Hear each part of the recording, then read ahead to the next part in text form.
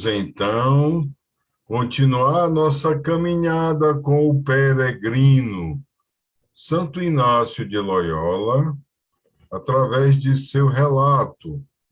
Este livro tão interessante, como já falei em outras ocasiões aqui, diferente de algumas autobiografias que tentam impor a personalidade, que tentam colocar de uma forma vaidosa algumas pessoas que fizeram alguma coisa na vida. Santo Inácio relutou muito, mas acabou cedendo e contando a sua experiência de conversão para ajudar aqueles que o seguiam. E até hoje ajuda várias pessoas no mundo todo, independente da espiritualidade que sigam. Hoje entramos no terceiro capítulo, chamado Manresa. É o nome de uma localidade na Espanha, na qual Santo Inácio, peregrino, caminhando, chegou até lá e começou a ter uma experiência diferente daquilo que ele já conhecia. No número 19, em Manresa, ele esmolava cada dia. Não comia nem carne, nem bebia vinho, mesmo quando lhe davam. Nos domingos não jejuava, e se lhe dava um pouco de vinho, ele o bebia. E porque tinha sido muito cuidadoso no trato de sua cabeleira, como se habituara a fazer até este tempo, ele era uma pessoa vaidosa, na origem, na história dele, e que tinha sido muito bonita, era um acessório, né, também para os homens que cuidavam muito naquela época, decidiu deixá-la crescer naturalmente, sem a pentear, nem cortar, nem a cobrir com o que fosse, quer de dia, quer de noite. Pela mesma razão, deixava crescer as unhas dos pés e das mãos, porque tinha sido muito cuidadoso com elas. Então, aqui Santo Inácio está numa reação ao próprio passado dele. Aquilo que ele considerava importante, aquilo que ele tinha como algo interessante para manter uma certa atratividade física às mulheres que ele queria tanto conquistar, ele agora, ou então para estar bem diante de nobres, para ser uma pessoa que fluiria bem no meio da nobreza, ele começa a se desleixar, começa a desvalorizar aquilo que antes ele dava muito valor.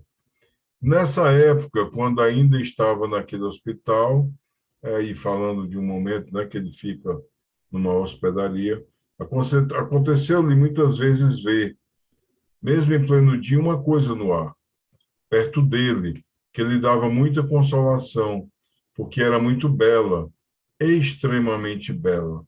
Não distinguia bem que a coisa fosse, mas lhe parecia que, de algum modo, tinha a forma de uma serpente e que possuía muitas coisas, brilhando como olhos, embora não o fossem. Deleitava-se muito nisso e estava consolado pela visão dessa coisa. Quanto mais havia, tanto mais crescia a sua consolação. Quando essa coisa desaparecia, experimentava desprazer. Isso aqui é para dar uma ideia dos sentimentos que nele, ora estavam muitos devotados a Deus, outros estavam mais no ponto de uma tentação. No número 21, logo, porém, depois dessa tentação, começou a ter grandes alternâncias em sua alma, encontrando-se algumas vezes num tal torpor que não encontrava gosto em dizer orações ou assistir à missa, nem em qualquer oração que fizesse. Outras vezes era o contrário que lhe acontecia. Parecia-lhe que a tristeza e a desolação lhe tinham sido tiradas, como uma capa que se tira dos ombros de uma pessoa. Ele começou a se assustar com essas alternâncias, as quais nunca tinha antes experimentado. Dizia a si mesmo: que novo caminho é este para nós começarmos agora? Então, aqui para mostrar que Santo Inácio teve num dado momento da conversão dele, aqui eu dei um salto, né? Nós não estamos lendo parágrafo a parágrafo, não há tempo para isso. Aqui são pontos que a gente vai colocando para dar a conhecer alguma coisa e estimular uma leitura. Então, voltando, o que aconteceu com Santo Inácio é que, ora, ele sentia que estava em uma grande consolação, em outros momentos, ele estava em uma grande desolação. Para falar numa linguagem mais atual, havia horas que ele sentia um grande conforto espiritual, e havia outros que ele sentia um incômodo ou um desconforto. Então, assim, Santo Inácio foi percebendo, através da sua própria experiência, que a experiência espiritual também toca a experiência emocional. Então, é uma prática, né, de uma experiência espiritual que é modificada por essas duas práticas que revelam sentir consolação ou sentir uma desolação. No número 26, ele revela que, além destas 7 horas de oração, relatando aqui do parágrafo anterior, ele se ocupava ajudando em assuntos espirituais algumas almas que o vinham procurar. Todo o restante do dia que ele dispunha, consagrava a pensar nas coisas de Deus. Quando, porém, ia deitar-se, sobrevinham-lhe frequentemente grandes conhecimentos e grandes consolações espirituais. Vejam bem, aqui colocado de uma forma muito rápida, né? Nós vamos notando nessa fase da biografia de Santo Inácio que ele pensou numa coisa, pensou em ficar como um eremita isolado, como um mendigo apenas pedindo esmolas, como alguém que deixa o cabelo desarrumado porque não tem mais vaidade, que não corta mais as unhas, ao ponto de atrapalhar a própria higiene. Quer dizer, ele foi numa empolgação pessoal que o estava conduzindo para uma situação mental bem difícil, ou pelo menos de relação com as pessoas. Ao mesmo tempo, ele sentia uma vontade de estar ajudando as pessoas. Quer dizer, ele fica em duas polaridades: isolar-se ou estar com pessoas para lhes ajudar. E também experimentando internamente consolações e desolações de acordo com suas experiências espirituais. Então, isto aqui é muito interessante, porque nos ajuda a compreender de onde Santo Inácio tirou algumas técnicas, digamos assim, né, algum conhecimento, fora aquilo que também, como diz, que na hora que ele repousava, que à noite ele procurava se aquietar, também lhes era transmitidas por inspiração divina. Então, com tudo isso que ia acontecendo na sua prática espiritual, nos seus desejos que iam sendo corrigidos por seus sentimentos, e também na escuta silenciosa de Deus, né, entregando-se a Deus e deixando Deus falar a sua alma, Santo Inácio conseguiu um conjunto de informações que gerou um grande conhecimento ao qual ele deu significado. Foi algumas vezes escrevendo posteriormente, porque era uma forma de ele criar como que um guia, que depois virou um método, para orientar as pessoas no que era chamado, desde então, de exercícios espirituais. Não foi Santo Inácio que criou os exercícios espirituais, porque é uma denominação genérica em várias espiritualidades para várias formas de você trabalhar a sua espiritualidade, de ajudar a liberar a sua própria conversão, a melhor conhecer e estar próximo de Deus. Mas daquela forma, daquela maneira que a gente chama exercícios espirituais de Santo Inácio, foi assim que ele foi construindo. E também ele ia, ao longo do tempo da sua conversão, não só nessa fase que está aí descrita, mas de diversos modos e em vários tempos, ele foi passando para algumas pessoas. Ele foi aplicando, vamos dizer assim, aqueles exercícios e aí também percebendo como fazer de forma didática esta aplicação da experiência própria junto aos demais. Aqui fala-se também, nesse capítulo, sobre a devoção forte dele à Santíssima Trindade, certo? Que ele gostava de fazer orações separadamente ao Pai, ao Filho e ao Espírito Santo, e visões que ele ia tendo também que confirmavam que ficou muito forte na espiritualidade inaciana a presença da Trindade Santa. A espiritualidade inaciana, a gente pode dizer que, essencialmente, ela é cristocêntrica. Ela coloca Cristo no centro de tudo. Mas há essa, que não contradiz, né? Pelo contrário, se soma a esta forte presença da Santíssima Trindade em todo o desenvolvimento da espiritualidade, na prática dessa vivência e espiritualidade inaciana e dentro do próprio agir, do pensar, do agir da Companhia de Jesus, que ele fundou depois, certo? Aqui nesse item quarto, assim descreveu Santo Inácio: seguidamente, e durante muito tempo, enquanto se achava em oração, via com os olhos interiores a humanidade de Cristo. A figura que lhe parecia era como um corpo branco, nem muito grande, nem muito pequeno. Então, essa relação também de Santo Inácio diretamente com o Cristo, esse desenvolvimento cristocêntrico muito forte no próprio desenvolvimento de sua conversão, é que ficou muito marcante. Por isso, a gente pode afirmar seguramente que é uma espiritualidade fortemente cristocêntrica. E aqui outra parte que vai falar que ele, diante de todas essas experiências fortes, né, aí diz assim, e com uma iluminação tão grande que todas elas lhes pareciam novas.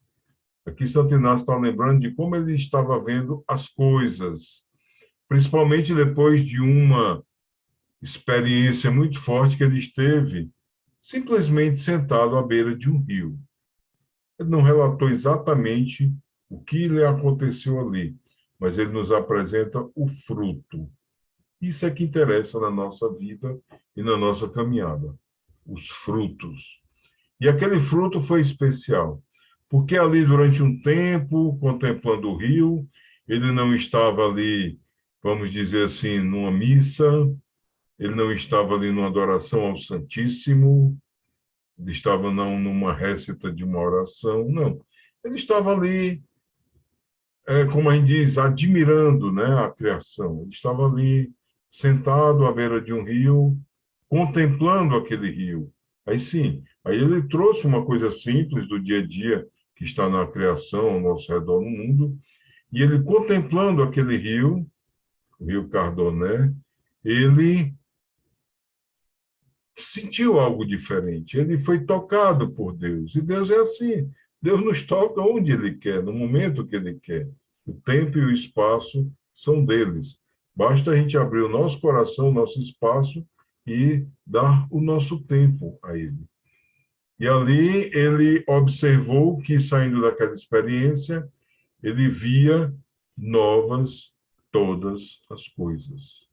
É algo muito forte também na espiritualidade inaciana, porque ela nos convida a isto, a ver novas todas as coisas em Cristo. Aí é que está a referência. Às vezes as pessoas procuram novo, querem sempre coisas novas, e aí se desencantam e querem outras coisas novas. Eu me lembro agora que há uma frase muito forte de Santo Irineu de Leão, um dos primeiros pensadores, um dos primeiros filósofos da Igreja, e a fase ali chamada patrística, que a Igreja está organizando toda a sua cultura filosófica, todo o seu conhecimento, e ele diz o seguinte: Cristo trouxe consigo toda a novidade. Essa é a frase de Santo Irineu. E é bem interessante a gente pensar. Quando a gente procura as coisas novas em outro lugar, ou em pessoas, ou em situações que não ligadas diretamente a Deus, a gente nunca vai se satisfazer. É uma falta total de satisfação e que leva a quê? A buscar outras coisas novas. Na conversão, nós nos reencontramos com essa novidade eterna que foi dada à humanidade. E aí sim, se nos aprofundarmos neste processo, passamos ao convite que Santo Inácio nos faz: ver novas todas as coisas em Cristo. Essa é uma das propostas, é um dos momentos que a gente chega durante os exercícios espirituais de Santo Inácio. E aí, no número 35, né, falando ali do início do ano de 1523, quando ele partiu para Barcelona, a única coisa que lhe importava era ter apenas Deus por refúgio. Então, a própria ideia que às vezes a gente tem, eu queria sair desse mundo, eu queria ir para uma ilha deserta, eu queria estar num lugar sossegado, até os retiros, né, que são para uma elevação e exercício espiritual. Algumas pessoas começam a querer ir só para ter um momento, um lugar de silêncio, um refúgio. Mas o que importa realmente é o refúgio de Deus, não o refúgio de lugares quietos. O silêncio às vezes nem se encontra. E por mais que a gente vá num lugar silencioso, o ouvido da gente começa a se apurar e a gente começa a ouvir outros ruídos. O silêncio começa dentro do coração. O refúgio é Deus. E quando a gente silencia o coração, mesmo que o ruído do ambiente esteja chegando até o nosso lugar que nós estamos, é dentro do coração, no silêncio do coração, que Deus vai falar. O verdadeiro refúgio, Santo Inácio encontrou em Deus. Então, o convite é esse, para que nós conheçamos cada vez mais e continuemos nessa descoberta ou nessa revisitação, né, para quem já conhece a espiritualidade, para quem já leu a autobiografia de Santo Inácio. É sempre momento da gente rever, da gente aprender mais, ou de começar a conhecer, para quem não conhece. E este ano é muito propício, porque estamos no ano inaciano, iniciado no ano passado, com os 500 anos da conversão de Santo Inácio. Agora, no mês de março, nós vamos ter os 400 anos da canonização dele e também de São Francisco Xavier, que foi um companheiro desde o início da fundação da Companhia de Jesus. E os eventos, os processos, as formações que vão nos chegando dos diferentes lugares vão nos ajudando a estar mais próximo e nesse caminhar do peregrino. Até a próxima.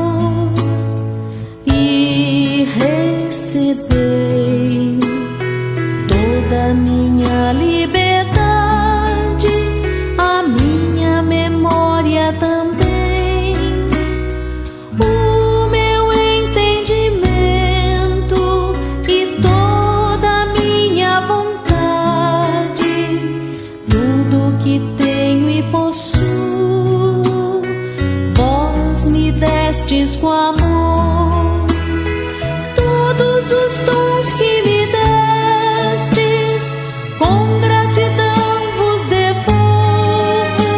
Disponde deles, Senhor, segundo a vossa vontade. Dai-me somente o vosso amor, vossa graça.